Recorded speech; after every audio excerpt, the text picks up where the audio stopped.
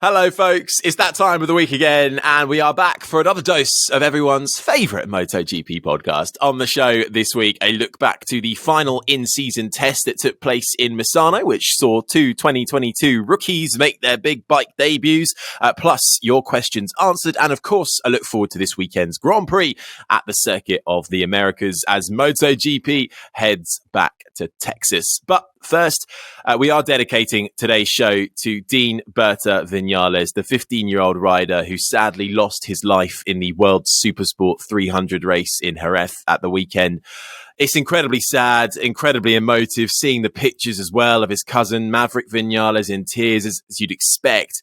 Keith, it's so sad, isn't it? And this is the third time this year we've lost a young rider after Hugo Milan and Jason Dupasquier in the CEV and Moto3 championships, respectively. Surely, for all those who say that motorsport is dangerous, and we know motorcycle racing is especially dangerous, there has to be something done here now by the FIM, the organisers, MotoGP, whether that's, anything from smaller grid sizes, an age limit, things to change the characteristics of tracks and engines on the bike. What needs to be done? Do you think anything does need to be done? Because I don't really think you can call these freak accidents when it's 3 in the last few months. We're victims of our own success, aren't we? Our series are producing such close racing in such depth now that we are victims of our own success. I mean, I think that I'm right in saying that all of these accidents are things that could happen at any time. The fact they're happening to youngsters on motorcycles that are so close in performance, and the fact that we've got riders that are so close in performance, that brings us into these great big bunches of really fast groups. Personally, and this is a personal opinion, I have no statistics. I haven't worked through any of the somebody somewhere will be working out an algorithm, which seems to be the popular way of dealing with stuff nowadays. I believe that we are promoting young riders too early into too competitive an arena. I think that, as I say, we are victims of our own success, particularly the Spanish success. The Italians have a similar situation, but they don't really, because they run these pocket race series on small kart tracks and so on and so forth. So the overall speeds are slower. You've got loads of them in different competitive arenas. But I think that you pretty much touched on it on your preamble coming into this, in that age, yes, I think there should be a minimum age, which should be 16 at least.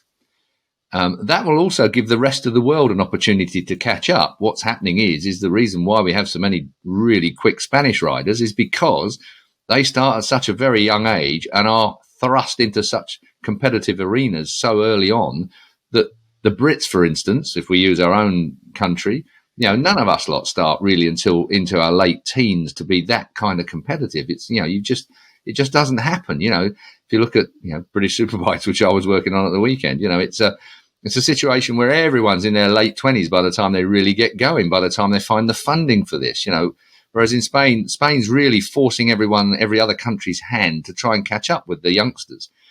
Motorsport is dangerous, and is a child old enough to take responsibility for themselves? I've got a 16-year-old here. She's pretty smart, but I still consider her to be a child in many of the decisions she makes. When she was 14, there's no way I'd want her on a motorbike racing. As it happens, she's not interested, which is good for me.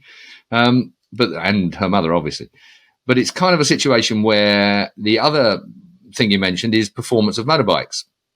We've been here already. We talked about Peter Bohm had an idea. There's been various people that have, the Petronas team guys, were talking about it, weren't they? Where you should put the gearing slightly differently so that, you don't rely on slipstream, so you're not dragging each other around. There are lots of things you can do to limit the performance of the bikes as well, and to negate some of the incidences that you get on track. Slipstreaming is a real trick art, dragging somebody around by that and increasing the performance of the bike by 5 miles an hour or whatever it might be in a straight line, bringing them all to a bunch again. 4, 5, 6, 7 abreast. Great for telly. But when it all goes wrong, we've had it 3 times now where riders have been collected in the middle of the track. Now, that can happen any time. Again, I hark back to the BSB at the weekend. There are a couple of accidents there where riders very nearly came back into the path of others, having exited the track. It's always going to happen. It's a question of trying to minimise that. Now, is this a freak year? That's the other question, isn't it? I mean, I'm sure people have done some research on this as well. Is it just a freak year? Three youngsters killed. Even if it is, it don't make it right. There's got to be something somewhere done. The FIM, who, as you might have noticed in previous conversations, I don't have a huge amount of respect for when it comes to acting proactively. I think Dorna need to be across this. Our biggest promoters in the world of motorcycle sport need to be across this in some way. It may be that we've got to take a bit of a step back, and it may be that some of the series won't look as good as they perhaps do at the moment when it comes to the depth of competitiveness. But by having all those really quick guys all bunched up on bikes that are within a mile an hour of each other, it's a recipe, and it's one that's cost 3 lives this year. It really is one of those things, isn't it, where you think, is it a fluke year, or is it, even if it is, that can't be allowed to happen? Can it be? And I used an example of in Formula One when the F1 driver Jules Bianchi died when he had his crash in 2014. That was the first, and then succumbed to his injuries the year later. That was the first death since Ayrton Senna. And that launched a huge investigation into how they can make F1 safer, and ended up introducing the halo and all this kind of things. But so is it on Dorna and MotoGP now to really, and FIM to really, launch an investigation? Let me butt in there a minute, Pete, if I might, with this one. And I'm going to jump across you with this one. Jules Bianchi, that was an idiot with a bloody tractor in the middle of the runoff area. Hang on a second, that was just a massive cock up by the organisers in allowing a massive, great piece of machinery onto into a corner where anybody could spin off at any time because it was soaking bloody wet. The conditions were awful. That doesn't negate the fact that Bianchi died, and it was horrendous. I remember watching it live. And I remember thinking, what the bloody hell is that dirty, great tractor doing in a runoff area? Now, we don't get that in bikes, like whether it's domestic British series or whatever it is, we get a red flag before anything like that happens pretty much.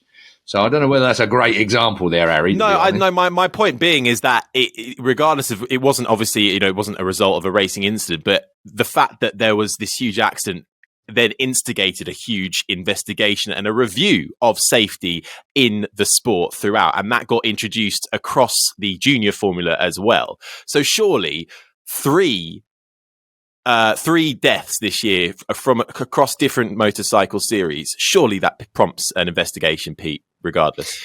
I think so, Harry, yeah. It was interesting, an email popped up in my inbox after Monza F1 from a senior lecturer at Cranfield University, and I think they did some of the testing of the Halo device. And he was sort of pointing out that, look, this wasn't luck, because people were saying, Hamilton was lucky. And he was saying, look, this wasn't luck that he got away with this. This was science and engineering addressing a problem that, had been noted, right? I can remember Massa being hit by the suspension that came off a car, and there'd been other drivers, haven't there, with tyres coming off and that kind of thing. And so a study was conducted scientifically to look at this, find ways of improving it, and then you got the prototypes, you tested it with the drivers, and now they're in a situation where, okay, some of us might think they don't look great, but it is addressing and improving the issue. And I think not to say that there will be a technical solution to this, because it's not a protective solution in bike racing, but the process that was followed, I think that the FIM, as Keith was saying, they do need to step up. Dorna, if the FIM won't, and investigate this, look into this. As Keith already raised a handful of good ideas there about potential reasons why this is happening. Each of those should now be investigated by, and looked into as, what is it? Because three incidents like this in the space of a few months is certainly not normal. And there will be, we're in an era of data, aren't we, as Keith was saying as well. And there will be links that we can make and lessons that can be learned. And I was speaking to Alpine Stars in the summer break, because for me, the one thing that could help is if the riders behind could be warned sooner. And you've got this airbag technology. The airbag goes off, this really clever computer, bang, it goes off. Use that signal to send a warning to the riders nearby. Big flashing lights on the dashboard, could that be done? And Alpine Stars, they said, well, there's no reason why not. They're always looking at new ways to use this technology that they've got with the airbag. It could even go automatically to marshal's post, whatever. But, they also said you could use the bike, use sensors on the bike, the same sort of philosophy of sensors, a computer that knows the millisecond, even before a rider's hit the ground, it knows that there's an accident. At the moment, you've got marshals who are doing a fantastic job, but they're being pushed further and further away from the track by runoff areas, and they've got to spot when a rider falls off, and then there's got to be yellow flags, and as we know, riders don't always see them. Look at Savadori and Pedrosa. That was a near miss for MotoGP. Pedrosa was mid-pack. Savadori was almost last. There was time there for a warning in some way to have reached Savadori, and potentially, he might have been aware, but he had no warning at all. He didn't know there was a bike and rider down. So I think that's where we'll end up at some stage in the future, and I hope it's not too far in the future. But a better way of warning the riders behind could even some. Keith raised the age of the riders. Maybe former riders could maybe speak to some of these young racers and try and pass on some experience, because as Keith was saying, they've got no experience of racing on these Grand Prix sized circuits with all of these other riders, and just speak to them. This is what happens with the slipstream. This is what you've got to be careful of. If a rider goes down in this situation, this is what you do. They're facing these things for the very first time, aren't they? And it can't be a coincidence that it is happening in these classes with these young teenage riders. So, in a nutshell, I think, yes, they will have to look into it. And, I think the point is it would have such wide implications if some progress could be made, because cyclists, people going to work, when they fall off, one of the biggest causes of fatalities, I believe, on the roads, is a cyclist gets knocked off and another car coming behind hits them. Maybe there's something that could be passed on to road users and make things safer for any two-wheel, anyone using a two-wheeled device, shall we say. It needs an independent inquiry.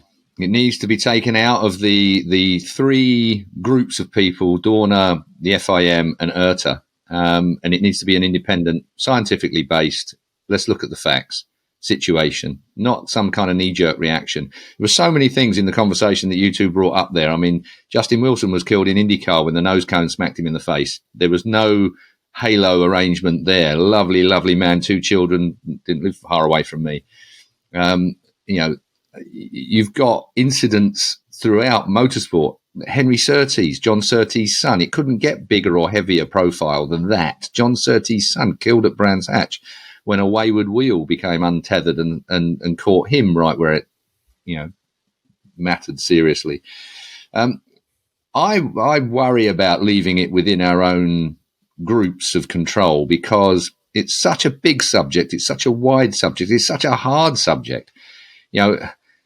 You probably would have found as many people against a halo, in fact, probably more people against halo being brought into Formula One as there were for a halo being brought into Formula One. Certainly from a fan's point of view, they didn't want to see a halo. You've got the full enclosure in IndyCar. Nobody wanted to see that. But when you're doing 250 mile an hour and there's bits flying around everywhere, it just makes common sense to have a closed cockpit, surely. I know that obviously with bikes, it's much more complex with bikes. And I really don't see any other way.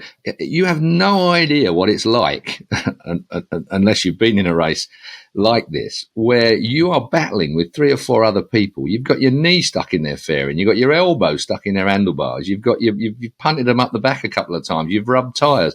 It's great. Honestly, it's fantastic.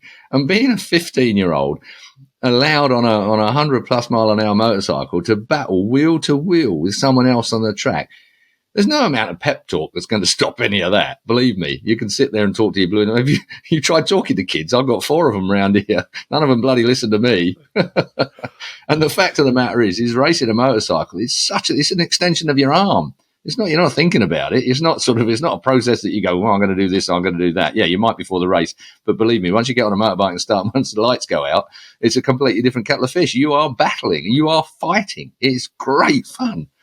You don't even notice the speed. This is the other side of it. You don't notice how fast you're going when you're on a racetrack. It's just push, shove, pull, slipstream, outbrake, whatever it might be to do the job. I can't tell you. It is just the best feeling. And when it all goes wrong, when you're going over the again, if you, I don't know whether any of you two have crashed motorbikes at high speed, but it's kind of like you hardly notice it. You're over the handlebars, whiz bang wallop. If you get hit hard, it kind of knocks your senses for a moment or two, and then you come round.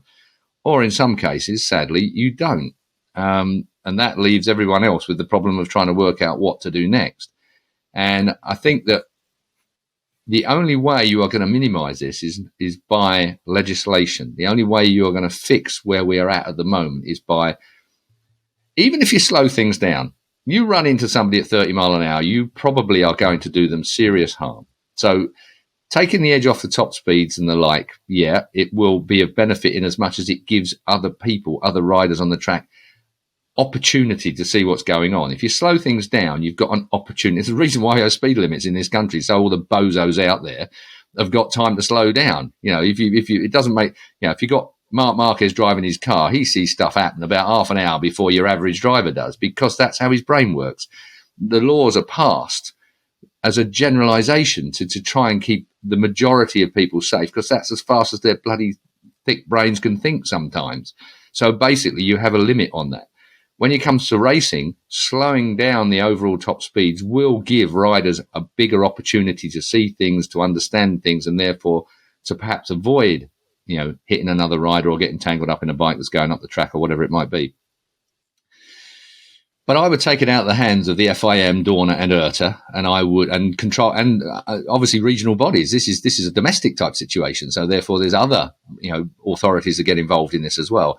It needs an overarching, an independent body should look at what exactly happened in these accidents. I mean, we're talking about them. I'm talking about, I won't include you two in it. I'm talking about it like I know what happened. I don't know exactly what happened. I saw it from a couple of camera angles, the ones that we were allowed to see.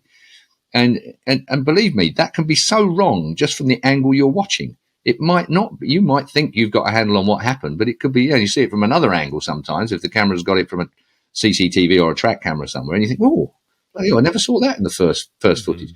So we need all this lot combining with an independent body to look at that, to understand precisely what happened.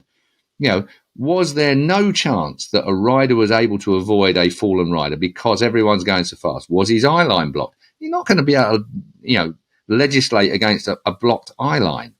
That if someone's dawdling around on a racing line and a motorcycle, Peter Huber and Norman Brown at Silverstone back in my day, 1983, Norman Brown's dawdling around on the outside of the bloody racing line and Peter Huber's eye line is blocked. They come together, both are killed. It's a disaster. In that circumstance, Norman should have pulled off. He shouldn't have been dawdling around the outside. But back in the day, that's what you did. Things have changed. There's more. You're not allowed to ride around on the racing line now. You will get penalised for it. I think it needs a review. I think that's what we've got to, haven't we? It needs a review. It needs to be independent with some very, very sharp brains out of our industry. And there are some nowadays. We've got some very clever people that work within the industry to work with the independent review to try and make a recommendation. And it needs doing fast. It's not good. This, brush it under the carpet, kind of, I'm sorry to say that, but sometimes racing deaths are brushed under the carpet. They're I won't say they're forgotten, because the immediate people around them, it's not forgotten. And we live in an age as well where things do affect people more now. Back in my day, someone was killed and you kind of got on with what you did, stiff upper lip and all that, and you didn't really think about it. You just carried on doing what you're doing. Nowadays, it is an issue. Other riders out there are affected mentally by what's gone on.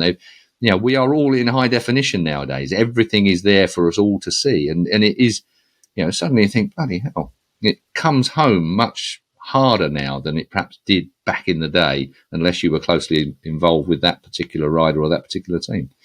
Independent review now, instantaneously. Someone needs to fund it, needs to be done straight away, no messing around. Get them on it this winter, get them on it now so that it's ready through the winter. So when we start next year, they can at least put things in place for the following year. You can't just suddenly jerk up a load of new rules, that completely blows apart all these wonderful domestic championships, because we have some great domestic championships, particularly in Spain, Italy. But you need to start having recommendations that must be followed over a period of time, that must start to pull back the trajectory that we're on regarding youngsters and the series that they're riding in. Yeah, I think Not a lot of people can find an argument with that, Keith. But naturally, it was a very sad weekend, and our thoughts do go out to the family and friends of Dean Berta Vinales and everybody involved in that too. One other thing, and on a different note completely, and I touched on it just there with the mental health issue, we have questioned many times Maverick Vinales' fragility. Now we are just when he was on the ramp to enjoying his racing again with the Aprilia motorcycle and the team that he was working with, how is this going to affect him with his progress for the rest of the year? I would suspect quite substantially. Just a thought. No, I think that's a very valid thought as well. And actually, just on that, when you're talking about the other young riders and how riders react these days as well, for the riders involved in that incident, they're all the same age as well, 15 years old, dealing with that kind of huge shunt and the fallout from that. That's got to be a difficult one to deal with as well. I know they have a different mentality because they're growing up as athletes, but 15 years old, that's going to be tough to deal with regardless, surely. Well, I mean, I have experience of this because, me and my mates were bloody hooligans back in the day, and there were one or two that didn't make it past, their early teens because of, illegally riding road bikes or over the fields or whatever it might have been. It's a different mentality nowadays. You kind of shook it off back in the day. I don't know whether we were, a bit thick. Perhaps I am. I don't know. Maybe I wasn't really in touch with my emotional side at that time. I don't know. But it seemed to be the same for all of my mates at school. When we lost one of our buddies, it was, kind of sad, but not like it is now. I think it affects a wider audience now. And I think that might, again, be down to things like social media. Suddenly, people's feelings and people's thoughts are out there for others to consider. Family thoughts are out there for other people to consider. Suddenly we look at them and see how it affects people. And thickos like me start to go, oh, yeah. You start to understand it better, how it affects some people, how deeply it's traumatizing, quite a wide range of competitors at the moment. I mean, I think that this weekend was a bit of a shocker. I mean, I don't know whether you had an opportunity to watch the old BSB, but Tommy Bridewell, who has lost his brother, Ollie, of course, back in the day at Mallory Park. I mean, Tommy Bridewell, every time he wins something, he points at the sky, and, it's quite an emotional thing. And he has always, Ollie left us way too early, if there is a time that you're supposed to leave us. But anyway, and Tommy was very eloquent in Parc Ferme, regarding this accident in Spain.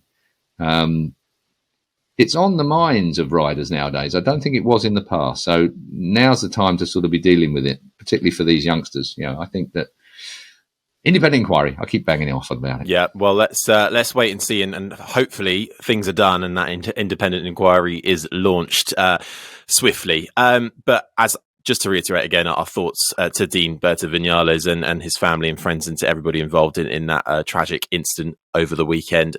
Let's move on now and talk a bit more about MotoGP. And we got a dog again. Who is his? It's not mine. Whose is that? Pete's dog. It is Pete's dog.